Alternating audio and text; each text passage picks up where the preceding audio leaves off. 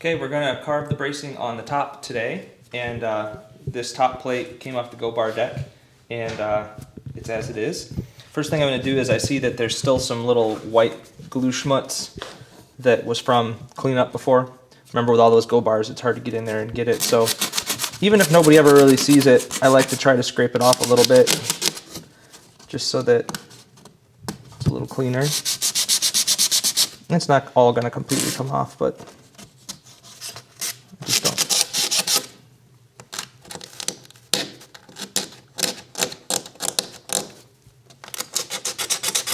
More of it will come off as we sand things. So anyway, what I need to do is make the ends scalloped, and the brace itself is square on the top, so we want it more peaked. And I'm going to be doing some of this by feel, and some of it by sound, and some of it just by experience. So to begin with, here's how the top taps. I'm going to put it over by the microphone so you can hear what I hear. So it's got, I hear 2+ pitches in that, but that's too heavy, it's too high pitched, so we're going to be carving this bracing. So people might not know that as you take material off, it gets lower. The pitch goes lower. Until it's too low and it's flappy and it's ruined. So. And that's where experience comes in. And there's people ask me all the time, like, how do you brace it? How thick should the top be? Mm-hmm. But it's, first of all, as we talked in the other video, it's all a big system. It's all tied together. But the other thing is, only experience tells you that you are one shave away from going too far. Because once you've gone too far, there's no going back. Yep. And this is the last time we can deal with this stuff before it's in the instrument. So to begin with, I always start with this little plane to take some wood off the sides of the braces. But you can't get the plane on this side in very well because of these fans. So I just am going to take my little chisel and just take a little bit off right here first. And it won't be everything, but this is just some of it.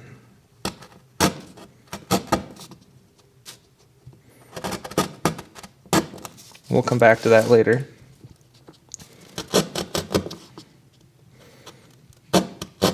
I feel like I'm a bad hand model today because of my thumb bandage. Okay, so I just going to show them the scalloping. Yeah, and that's not fully done yet. That's just a little bit. You can see the other end, which that's just off that disc sander. You showed that on the last video. Mm-hmm. So also, while I'm doing this, I'm going to be constantly making sure I don't have wood chips on my board here. So to begin with, this one just gets a couple shavings off each corner. You can see that's it so far. All right, and then this one gets peaked more than that. And then I'll do the other side here. I'll go slow so you can see it.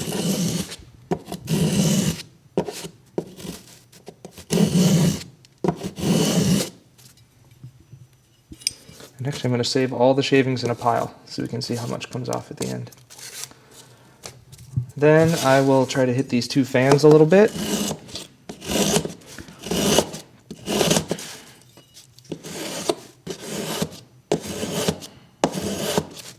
And the amount I'm carving off of all these is also related to this particular set of wood and this board and this particular species of wood. If this were a spruce or a cedar top, I'd be treating it differently. Part of it is I've done a lot of myrtle, but I've also done this board of myrtle before. That's exactly, you weren't here when Char did the voicing of the top, the thicknessing of it, but that's exactly what she was saying is it's not, only knowing myrtle, it's knowing this, this board of it. So now these braces have part of this V-shaped profile in there, but because the plane works how it works, it's a little rough. So I'm going to take my chisel and I'm going to pull off that, knock off the edge so that I have a better shape.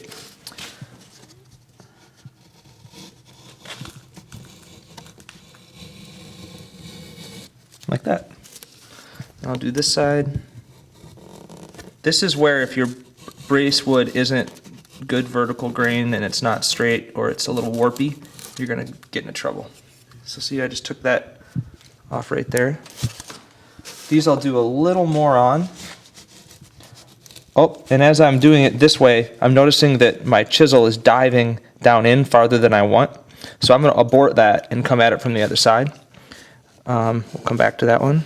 And the reason is there, folks, that the grain changed direction on them just enough so that he was going the wrong way. Yeah, I don't want that. You can't even tell it until you start to feel it. Yep, and that one's doing it a little bit too. So I just have to carve from the other side of the brace is all. It's not an emergency. Go in the other direction. Yeah. Okay, so now I'm going to flip it around and come back this way on this brace, which should hopefully solve. Yeah, see? It's going good.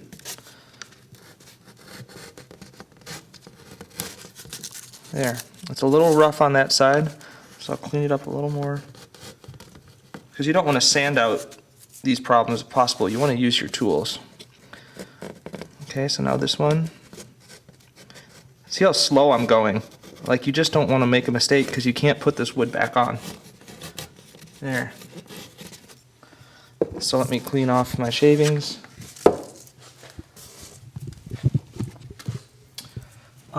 Yeah, and I might do a little more of that later, but that's a good start. So these 3 braces are now roughly tent-shaped instead of square-shaped. Now I need to work on these ends to get a scalloped shape to it. Also, what you want is at the end of the brace, you want the end of the brace to be paper thin. So the wood just, like the brace comes down into the tone wood and just, it's like they're one thing at the end of it. And another thing to take into consideration is the end of this brace is going to get trimmed off a little bit later because, you know, the sides and the kerfing take up a certain space. So they're going to cut across like this. So I need to cut my scallop in a way that looks like it's going to accommodate that situation later on. So, and that's just experience and knowing what to do.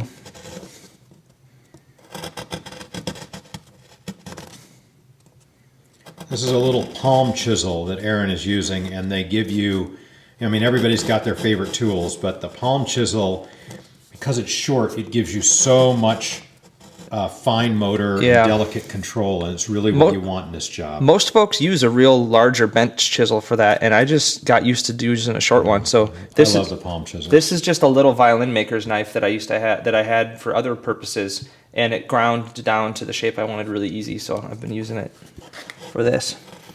So I'm not going to go all the way to the end yet, but most of it. I want to get all of them to the same point first. That one's crusty. Sometimes when it doesn't feel good, I'll just flip my chisel over and try a different edge, and it usually works out better. What he's done is he's got a slightly different bevel angle that he's ground into that chisel on each side, and it's really nice because it allows him to do different concave curves, different radiuses. So I used to use a plane for this. You guys remember a curved plane, but I've been doing this recently instead, and I've been liking it. So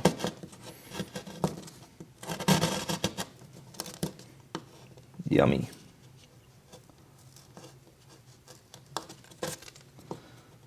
Okay, we'll do more of that one in a minute.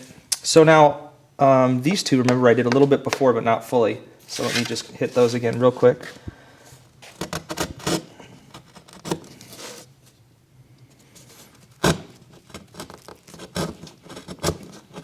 See, that one doesn't want to cut that way. I'm going to flip it over, and yeah, cut great. So I have, from experience, I know how far back I want this scallop to go, and I know how deep I want it to go, and I know at the end of it, how I want it to look as a foundation. So I'm going to now pick it up and tap it. And that's a lot lower than before. I'll do it by the mic again. But it's still within parameters. I'm liking it. So now I'm going to, remember I was showing you how this brace end here is going to actually eventually get trimmed off to show the kerfing. And actually the side in the kerfing is about as wide as my chisel is right there. That's about how far back it's going to go. So that means that this end down here doesn't matter too much. I'm going to shave it off. So I want to shave this part a little bit more so it's down to the end by the time it gets trimmed back.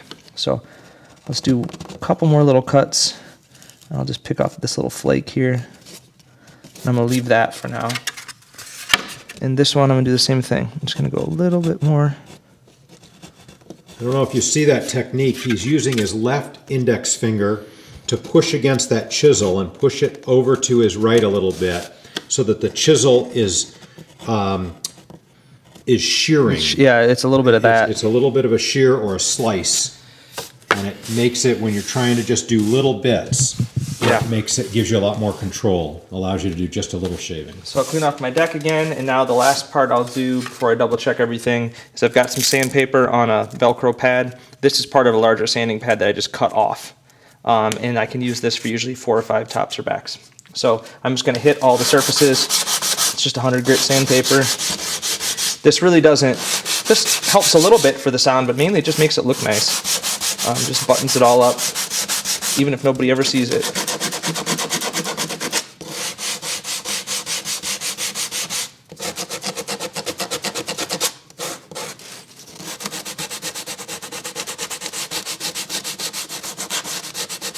It's always hard to get in here. And some people would say, gosh, it's underneath the top. No one will ever see it. But we also think that it's a bit, as a builder, it's a bit of the frame of mind. If you can't say, oh, I don't have to keep this clean, because that will inevitably invade other parts of your building. So you can't think, oh, no one will see this. You just got to treat it as you would the outside of the instrument. And there are some famous builders and factories that were notoriously gross inside the boxes, and people talk about like, oh, like the Weissenborns, for instance, are disgusting inside. There's glue dripped everywhere. The braces are rough, but those don't sound good because of that. They sound good despite that, you know. And also, as I do this, this is my chance with this sandpaper to hit these little white glue drips that I tried to clean off before. Just a little bit more, just to button it all up, make it look nice. Now I'm gonna squirt off the sawdust. I'll look at it, I'm gonna listen again. So that pitch is low, about where I want it. But it's vibrant sounding and it feels secure to me. And it's, again, we don't tune to a particular pitch. We tune to letting that piece of wood, helping that piece of wood reach the best destiny that it can, be the best acoustically that it can. Yeah. Yeah, and then I'll just double check everything, make sure it all looks good. And then you'll see later on, we'll adjust these ends when we fit this top to the ribs. So they might need a little bit more trimming and adjusting later.